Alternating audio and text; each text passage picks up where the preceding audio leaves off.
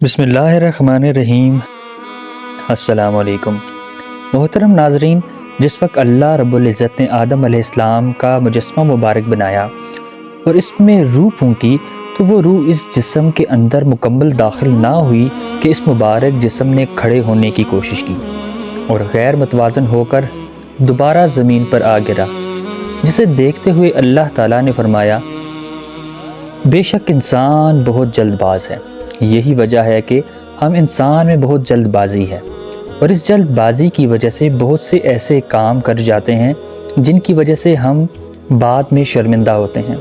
بے شک انسان خطا کا پتلا ہے، لیکن انسان اور شیطان کے درمیان فرق کرنے والی چیز یہ ہے کہ اگر انسان اپنی غلطی یا گناہ پر فوراً نادم ہو جائے تو وہ انسان ہے، اور اگر اپنی غلطی پر اکڑ کر کھڑا ہو جائے تو وہ ابلیس لعین کا ساتھی بن جاتا ہے۔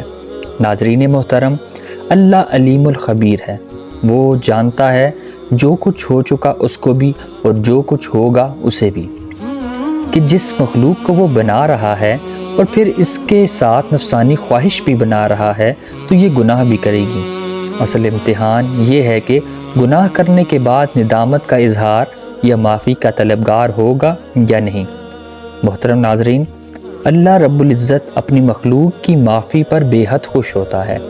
اس کی وجہ یہ ہے کہ جب انسان گناہ کرتا ہے اور پھر اس کے بعد ندامت ہوتی ہے، اصل میں یہ ندامت اس چیز کی وجہ سے ہے کہ وہ اللہ تعالیٰ کو کیا چہرہ دکھائے گا کہ اس نے اس کی مخلوق کو دکھ پہنچایا اور پھر اس کے سامنے کھڑا ہونے سے ڈرتا ہے۔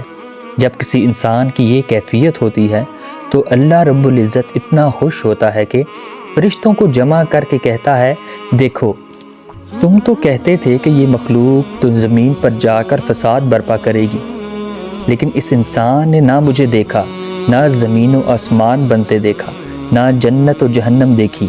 جو ہم نے پیغام ان کی طرف بھیجا اسی پر ایمان لائے، اور اب انہیں میرے سامنے کھڑے ہونے کا خوف ہے۔ تو گواہ ہو جاؤ، میں اپنے اس بندے کو معاف کرتا ہوں۔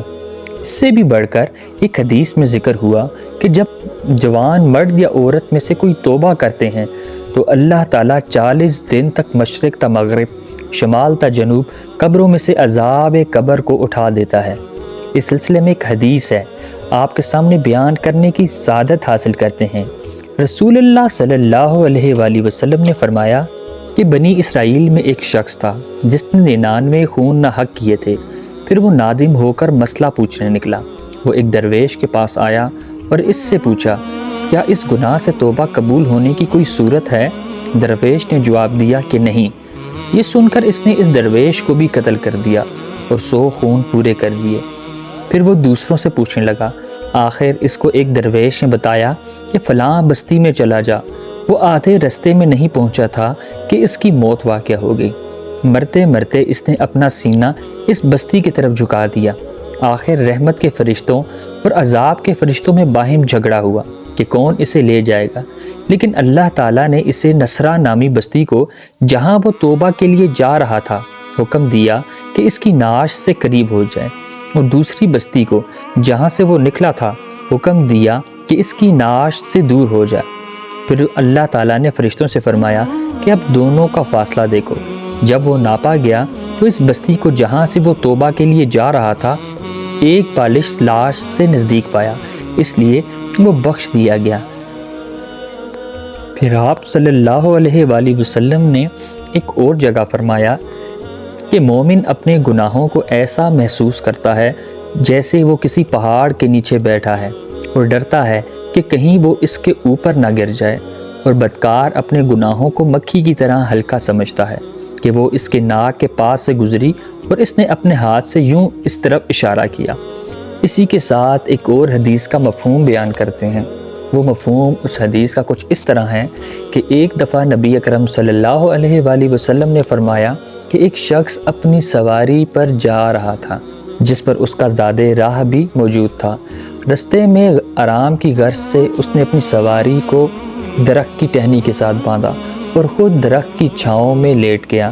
کچھ دیر آرام کرنے کی غرض سے جیسے ہی لیٹا تو اس کی آنکھ لگ گئی۔ جس وقت جاگا تو اس نے دیکھا کہ نہ سواری ہے اور نہ اس کے اوپر موجود سامان۔ اب جنگل بیابان میں اسے سواری کا نہ ملنا موت کے مترادف معلوم ہو رہا تھا۔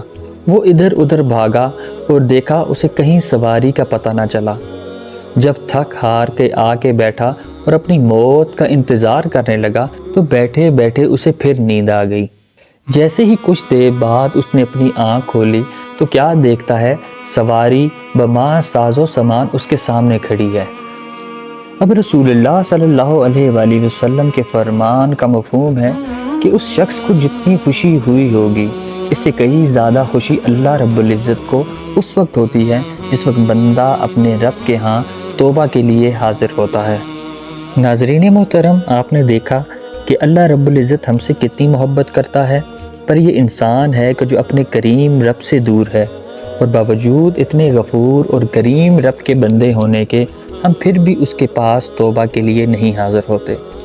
ناظرین محترم، یہاں آپ کو ایک اور اہم بات بتاتا چلوں کہ ہم میں سے اکثر لوگوں کے دلوں میں ایک بات آتی ہے کہ کیا اللہ نے ہماری توبہ کو قبول کر لیا ہے کہ نہیں۔ اس سلسلے میں اہل اللہ کیا ارشاد فرماتے ہیں، آئیے دیکھتے ہیں۔ اہل حق کا ان کے بارے میں ارشاد ہے کہ جب اللہ رب العزت کسی کو معاف کرنے کا ارادہ فرماتا ہے تو اسے توبہ کی توفیق عطا فرما دیتا ہے اور اسے گناہوں پر شرمندگی عطا فرماتا ہے۔ اگر آپ کی یہ کیفیت ہے تو پھر اس بات پر کبھی یقین کر لیں کہ اللہ آپ کے گناہ کو معاف فرما رہا ہے، اور یہی وجہ ہے کہ آپ کو رہ رہ کر اپنی زندگی کے تمام گناہ یاد آنے لگے ہیں۔ ناظرین، یقین جانیے کہ اللہ رب العزت ہمیں معاف کرنے کے بہانے تلاش کر رہا ہے، لیکن یہ ہم ہی ہیں کہ دنیا کی رنگینیوں میں کھو کر اپنے رب سے غافل ہیں۔ یہ تھی آج کی ویڈیو۔ اللہ تعالیٰ سے دعا ہے کہ ہم سب کو اپنے گناہوں پر نادم ہو کر معافی مانگنے کی توفیق عطا فرمائے۔ امید ہے آج کی ویڈیو آپ کو پسند آئی ہوگی۔